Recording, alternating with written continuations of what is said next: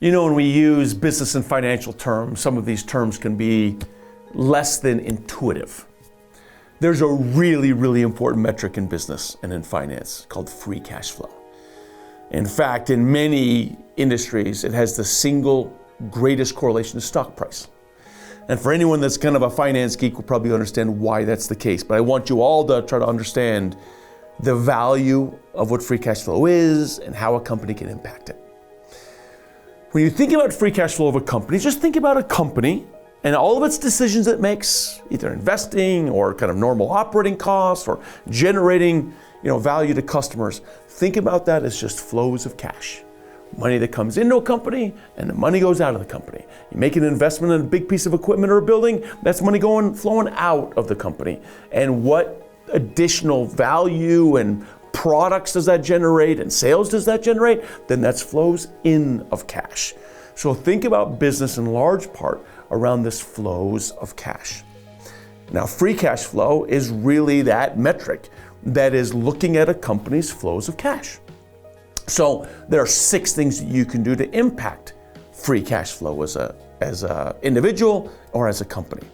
Impacting flows of cash, inflows around, generating more sales or revenues, right? Adding more value to customers, launching new products, raising price, making acquisitions, right? You generate more and more revenues, and that over time can generate more cash inflows. But once you generate those revenues, you also have to collect on those revenues, right? From your customers. They call it accounts receivable until we actually have the money in our hands. That will be flows of cash in. So you can generate more sales or revenues, or you can collect faster from your customers. These are all increasing the flows in. But what about the flows out? Well, if you can better manage the cost to run the business, right? Cost to manufacture, the cost to develop new products, the cost of commissions and distribution costs. That's a cost. If you can better manage, so you spend less out on those, then that helps the cash that you're able to retain. Also, if you pay your suppliers, you can pay them slower. Now you want to maintain a good relationship with your suppliers, but if you can hold on to the cash longer, then that's more time that you have to invest that cash as opposed to being in your supplier's pocket. If you can also manage inventory and be attentive to the levels of inventory you carry, because that's cash outflows. You have to invest in raw materials and packaging and things to have your inventory. That's, again, cash outflows.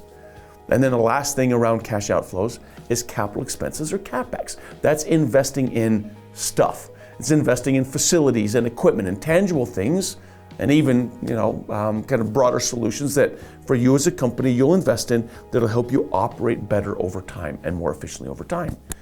So the flows of cash in and out are a function of these 6 things.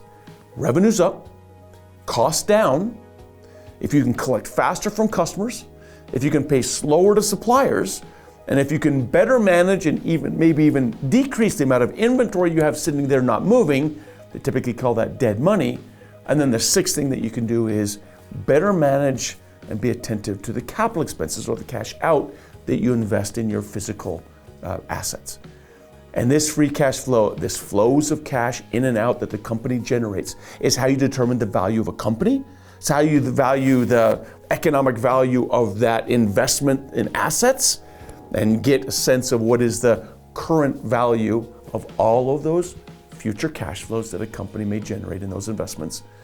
You just look at flows of cash. Oftentimes, when a company is being valued, it's being valued through an analysis called a discounted cash flow model, because all it's doing is tracking monies in and monies out. Flows of cash in, flows of cash out. And at the end of the day, what investors are really wanting is more flows into the company, less flows out, because the more free cash flow it generates, the more it can go back into a shareholder's pocket.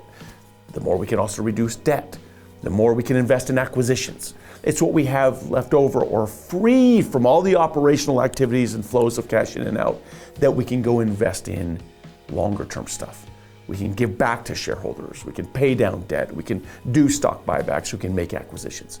Free cash flow is what you have left over out of all those flows of cash from your operations that you can distribute back into longer term, more discretionary kind of things, but also money back in the shareholder's pocket.